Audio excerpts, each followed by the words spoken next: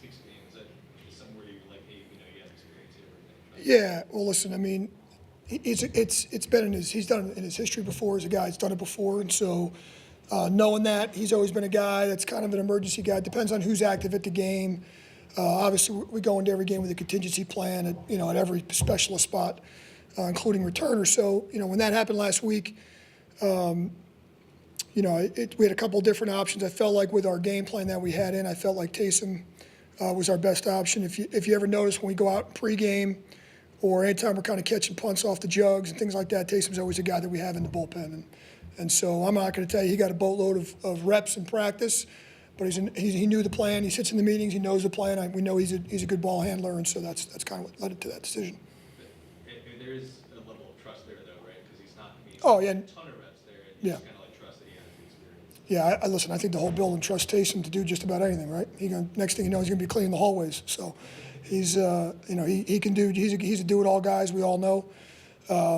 Yeah, I mean the trust level there with handling the football and knowing the schemes. So he's in all the special teams meetings. He knows exactly what we're doing that particular week, and if called upon. And we communicate all the time. Hey, going into every game, hey Taysom, you're going to be. This is your kind of your role in every phase. So there's no secrets. We do that with all the players on game day. But Taysom reminds me of that old. I'm probably dating myself here. You guys remember that Bugs Bunny cartoon where he's like the pitcher, the catcher, the outfielder.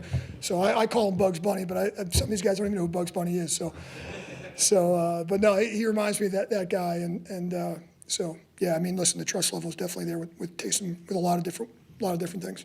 What are some of the things that you guys like about Rashid Shaheed? Rashid is a guy that a little background on him. He was coming out of college.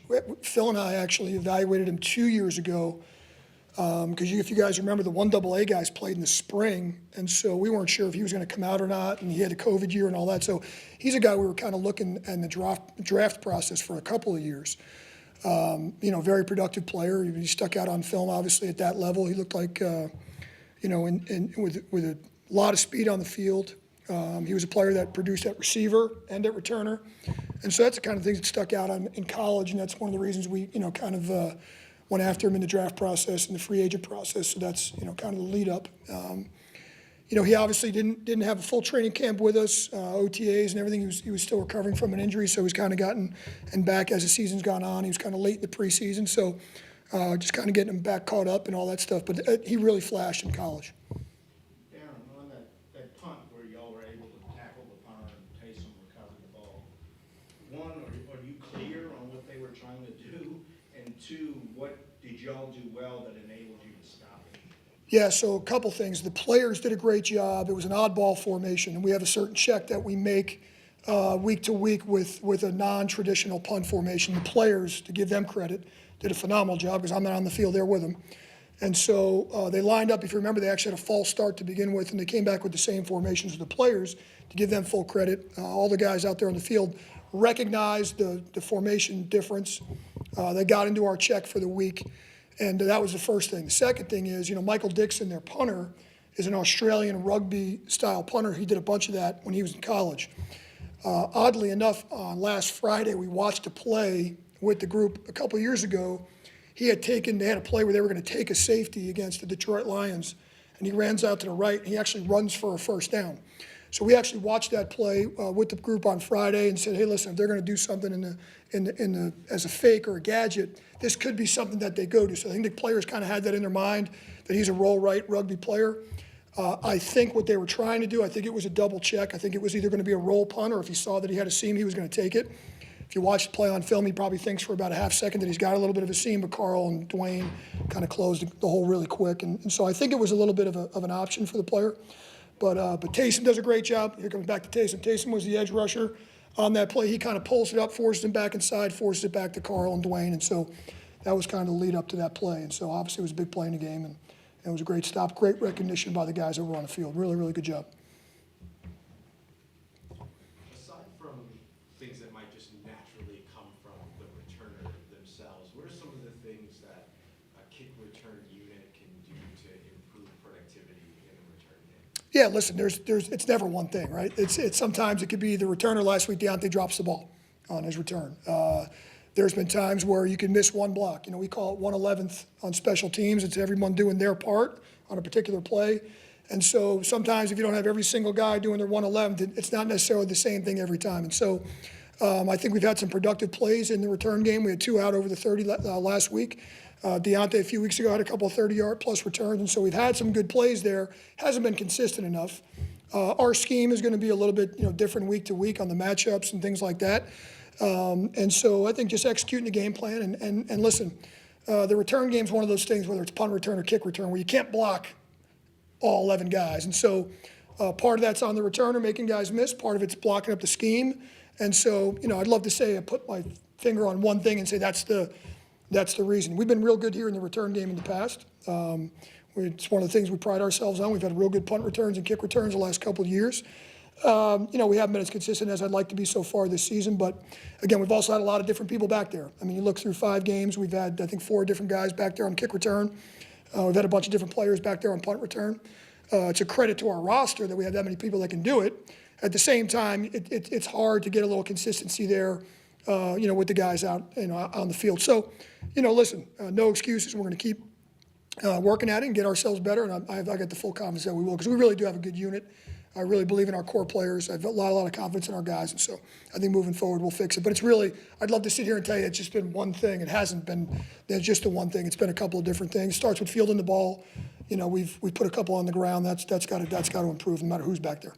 It's just a general question. Sure. Like 3-3 obviously sounds a lot better than 2-4. Can you recall a season or a moment in the past where you were like, we got to get this one because this is the turning point in the season? Yeah, as a coach, I kind of feel like that every week. And that's a genuine answer.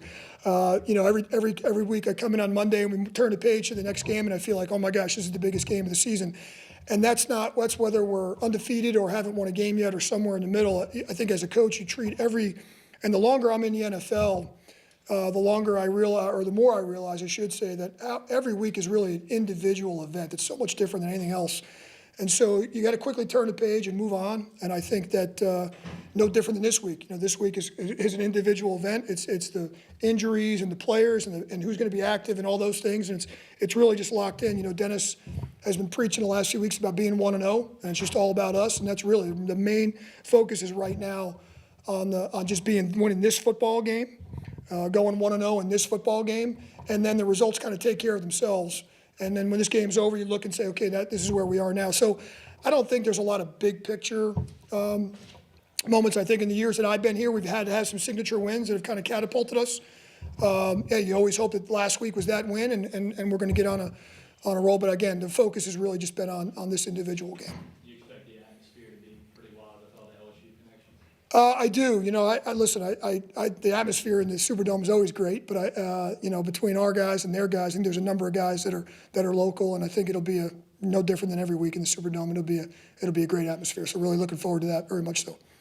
We've spoken to or heard from a couple of different folks about this already, but maintaining confidence despite a start that might not have been what was expected within the self-expectations. Yeah. How does this team, from your perspective, maintain its confidence, not do what they did last week, and then start to turn their eyes towards something different? Well, I think the natural response to that is we have a confident locker room, and we have confident players, and we have a lot of guys that have had a lot of success. And so, again, it kind of goes back to your question about the return game. When you look at us as a team, you're not putting your finger on one particular thing. There's things we got to get cleaned up. I know Dennis has talked about that. But you look at our leadership in our locker room. You look at a guy like DeMario. You look at a guy like Alvin. You go through. You look at a guy like Cam Jordan. We have guys, players that exude confidence, and that is really contagious throughout our locker room. And so I haven't felt one bit of panic from our players whatsoever. We all want the results to be a little bit better. We'd love to have that ball go another further inch in the kick in London, or a different play in one of the other games. But at the bottom line is it hasn't gone that way. And so when we take the field and we're in the meetings every day, I don't feel any sense of panic whatsoever from our players. And I think that comes from our leadership. We have great captains.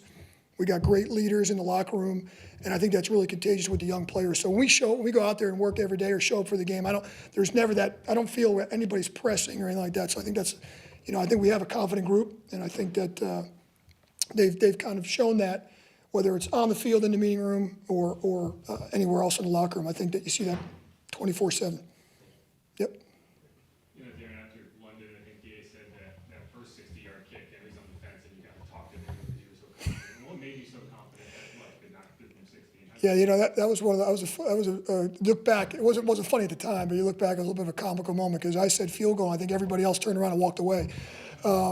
It's just one of those things that you really have to get a good feel for your kicker, the game day, the warm up. Every stadium's different. I thought Will was really striking the ball well in that stadium on that day. He actually had that same exact kick going that same exact direction in the pregame. I watched him make it. And so when we got into that range, now listen, I didn't want it to be 60 yards either. I was hoping it was going to be a little bit shorter, like everybody else. But I was confident, that he was going to have a really good chance to make the kick. And so when he took the field, I think Will and I were the two most confident people. I'm not sure everybody else was, but no, all kidding aside, it's kudos to him. But that's kind of how that played out. I just felt like in that situation, it was 4th and 9, 60-yard field goal. If we had been in a different stadium, maybe if we were outside, maybe if we were on grass, maybe at that point you go for it. But I felt like the percentages weighed in our favor. And that's kind of some of the analytic things and game management things you have to be ready for that come up at the end of the half, end of the game. And I felt like in that situation, it was the right call. And listen, Will deserves the credit, not me. Will made the kick. All I said was field goal. That's it. So.